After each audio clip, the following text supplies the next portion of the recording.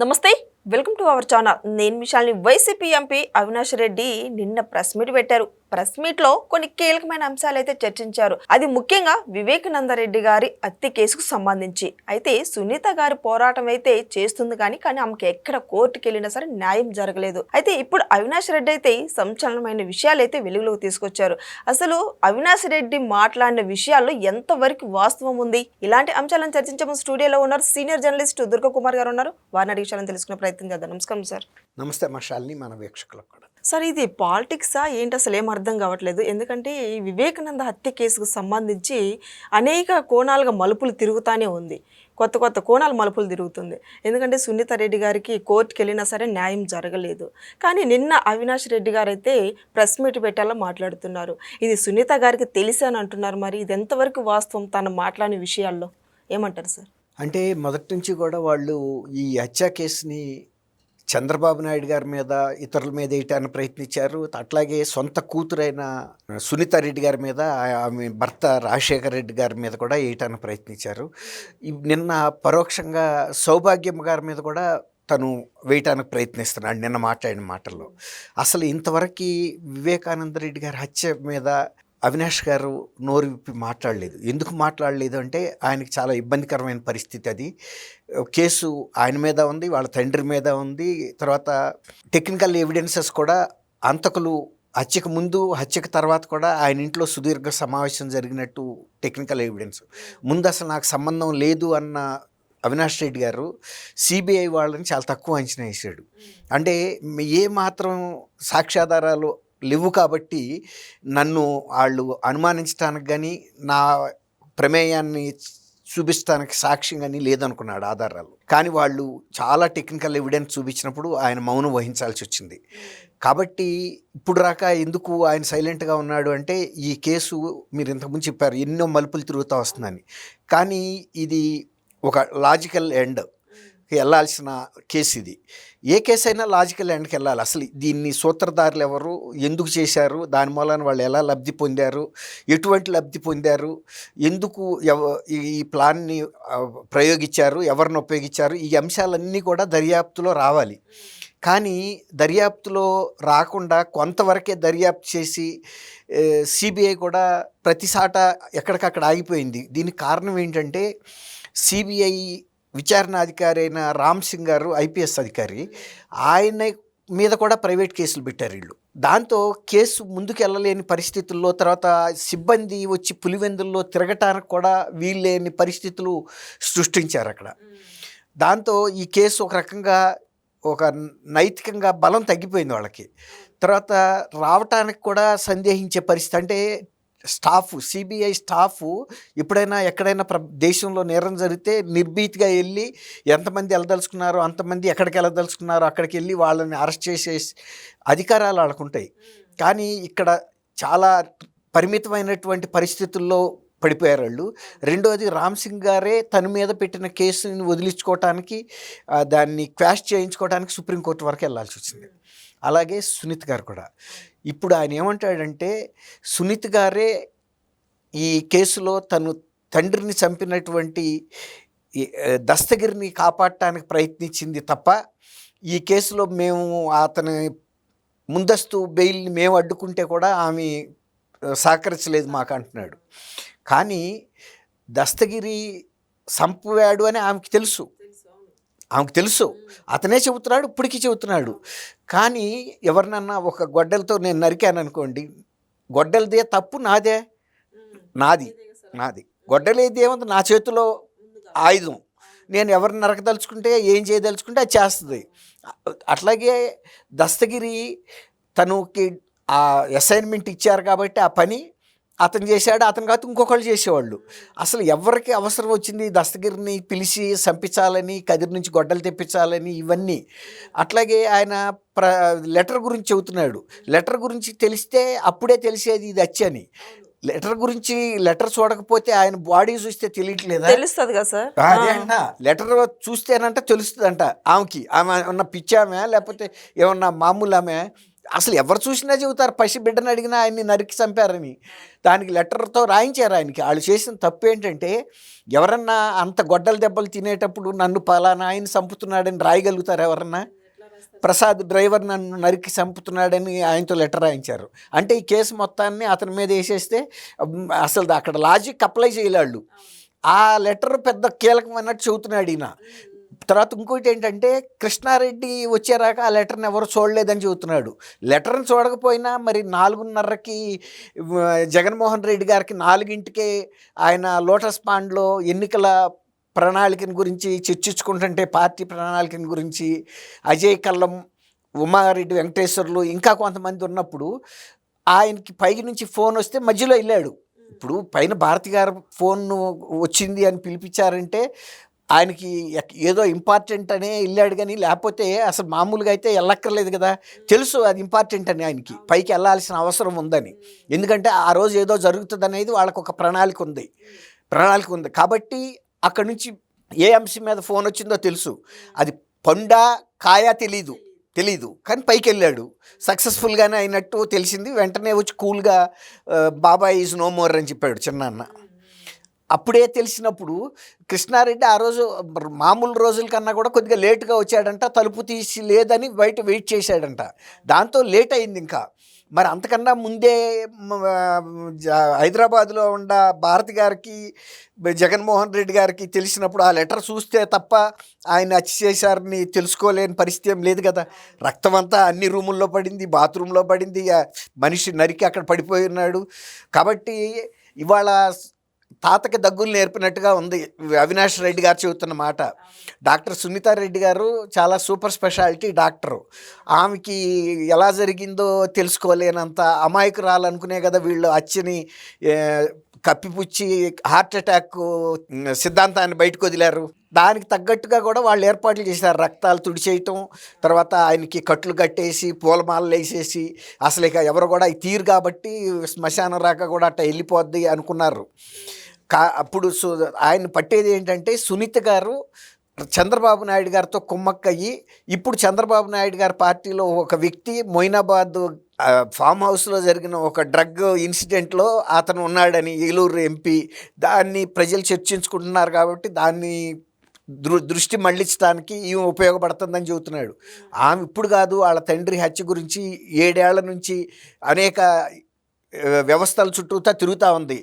కాబట్టి చంద్రబాబు నాయుడు గారికి ఒకవేళ నిజంగా తెలుగుదేశానికి ఒక ఎంపీ ఆ డ్రగ్ ఇష్యూలో ఉన్నాడే అనుకుందాం, పని for sake of the argument, ఆయన సమర్థించే పని మీద ఏ పార్టీ ఉండదు. రెండోది, ఆ ఎంపీ చంద్రబాబు నాయుడు గారు సీట్ ఇచ్చి గెలిపించాడు తప్ప ఆయన మూలాన చంద్రబాబు నాయుడు గారు అధికారంలోకి రాలేదు. ఇలాంటి వాళ్ళు చాలామంది ఎంపీలు ఉన్నారు, చాలామంది ఎమ్మెల్యేలు కూడా ఉన్నారు.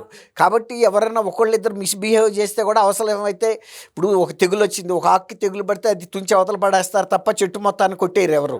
అట్లాగే ఒకవేళ అయితే కూడా ఆయన ఆ చర్య తీసుకుని ప్రజల ముందు మేము ఆ పార్టీ అతన్ని సస్పెండ్ చేశామని చెబుతారు. అంతేగాని సునీత గారిని నువ్వు వచ్చి నన్ను సేవ్ చేయమని అడగల.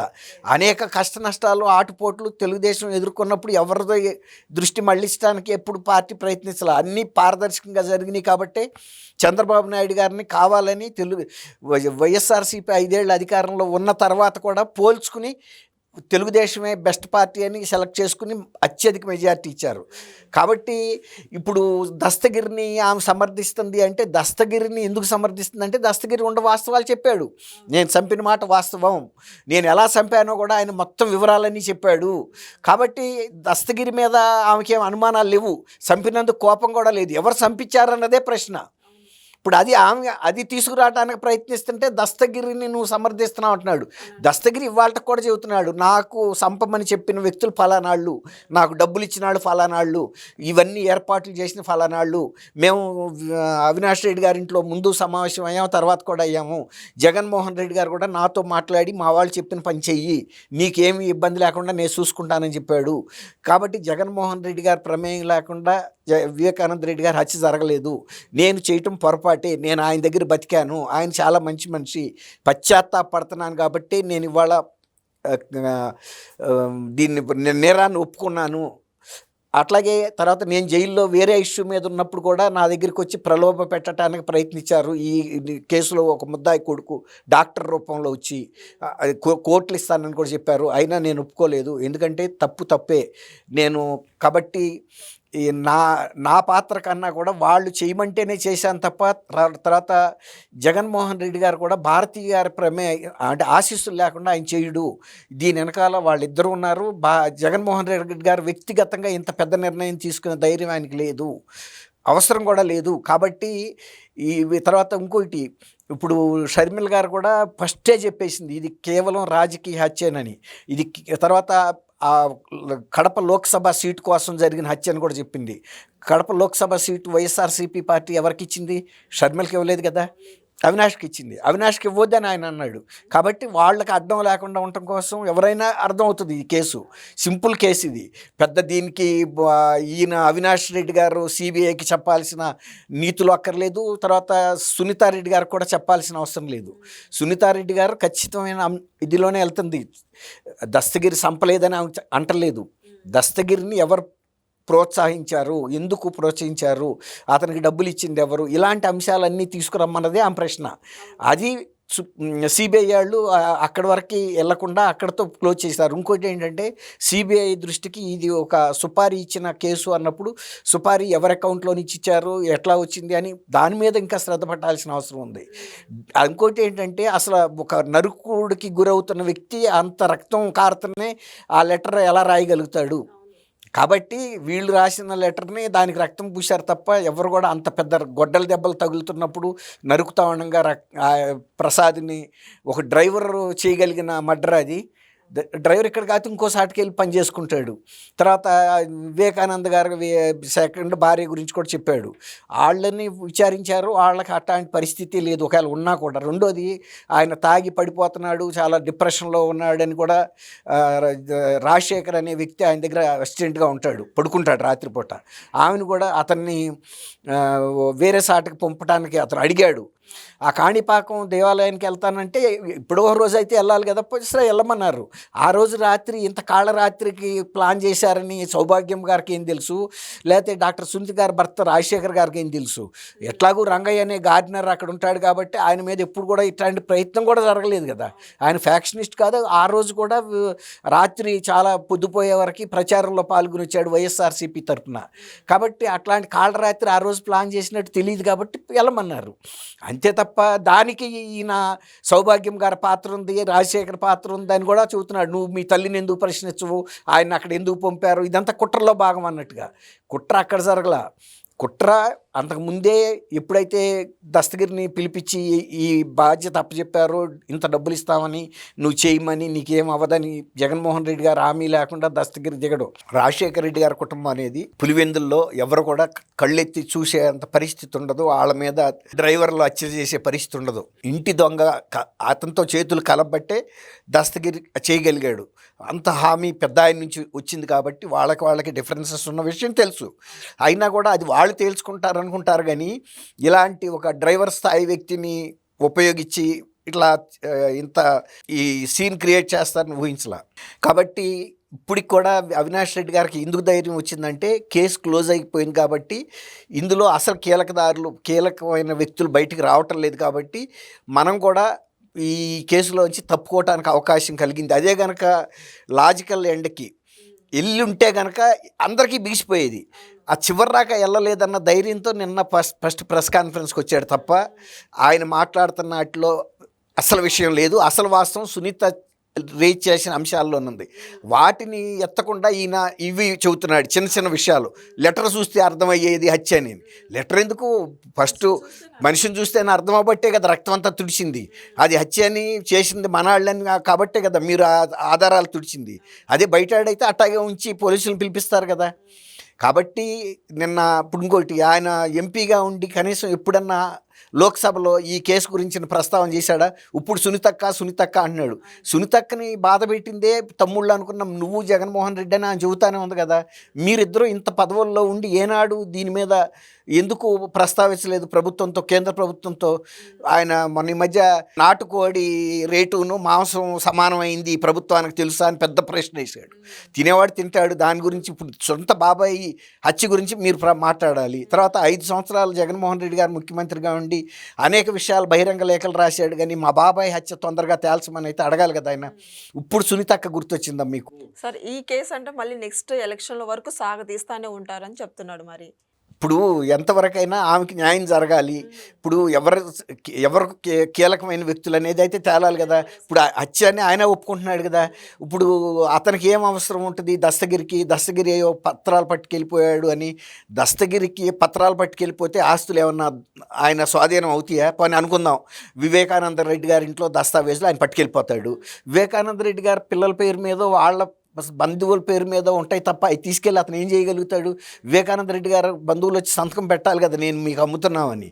కాబట్టి ఇట్లాంటి కథలో అవన్నీ అనవసరం. ఇప్పుడుకి దస్తగిరి చెబుతున్నాడు, నన్ను ఫలానాళ్ళు ఈ పని చేయమంటేనే చేశాను, అంతే తప్ప నాకు వ్యక్తిగతంగా లేదు, నేను ప్రాయశ్చిత్త పడుతున్నాను, చేసిన తప్పని చెబుతుంటే ఇంకా ఇప్పుడు అంతకుముందు ఇచ్చిన వాంగ్మూలం గురించి చెబుతున్నాడు.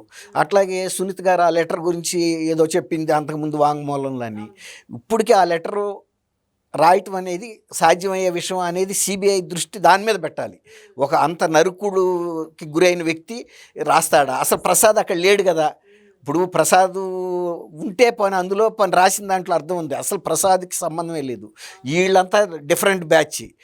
కాబట్టి వాళ్ళ అవినాష్ రెడ్డి గారు నిన్న ప్రెస్ కాన్ఫరెన్స్ పెట్టడం ద్వారా సునీత గారిని ఏదో ఇబ్బందిలో పెట్టాలని చూశాడు, కానీ ఆయన తనకు సంబంధించినంతవరకు తప్పుకుని అప్రధానమైనటువంటి అంశాల గురించి మాట్లాడుతూ సునీత గారు ఏదో చంద్రబాబు నాయుడు గారికి సహకరిస్తుందని ప్రయత్నించాడు, అంటే ప్రొజెక్ట్ చేయడానికి. సునీత గారికి న్యాయం జరగాలని కోరుకునే అందరితో పాటు వాళ్ళు కూడా ఉన్నారు, తెలుగుదేశం వాళ్ళు కూడా. ఎందుకంటే వాళ్ళు పడ్డారు ఆ నింద. అసలు వ్యక్తులు బయటకు వస్తే కనీసం అవును తెలుగుదేశం వాళ్ళు చేయలేదు అని. ఆ రోజు మరి మీరు ఎందుకు ఖండించలేదు? చంద్రబాబు నాయుడు గారికి ఇందులో సంబంధం లేదని. ఇప్పుడు అవినాష్ రెడ్డి గారు ఏమి మామూలు ఆయన కాదు, వాళ్ళే చెబుతున్నారు, పులివెందుల్లో పసిబిడ్డని అడిగినా ఈ నేరం ఎవరు చేశారని చెప్తారని. జగన్మోహన్ రెడ్డి గారు కూడా చెప్పాడు. మరి అలాంటప్పుడు ఏ ఉద్దేశంతో మీరు చంద్రబాబు నాయుడు గారి పేరు ప్రస్తావించారు? సంబంధం లేని వాళ్ళ వ్యక్తుల్లో ఆ తర్వాత అయినా చెప్పాలి కదా, చంద్రబాబు నాయుడు గారికి సంబంధం లేదు, కేవలం పులివెందుల రాజకీయాలను బేస్ చేసుకుని జరిగిన హత్య అనేది. కాబట్టి వీళ్ళ మీద కేసు పెట్టినప్పుడైనా చెప్పాలి కదా. పని వీళ్ళ మీద పెడుతున్నప్పుడు మా మీద ఎందుకు పెడతారండి? జగన్మోహన్ రెడ్డి గారి వీడియోలు చూడండి. ఫస్ట్ ఆ రోజు సాయంత్రం మాట్లాడినప్పుడు చెప్పాడు, ఎలా చంపారో కూడా మా జగన్మోహన్ రెడ్డి అన్నయ్య చెప్పాడు, అన్నయ్య అవుతాడు ఈయనకి. దాన్ని బట్టి చేయమని నువ్వు ఎందుకు అడగలేకపోయావు?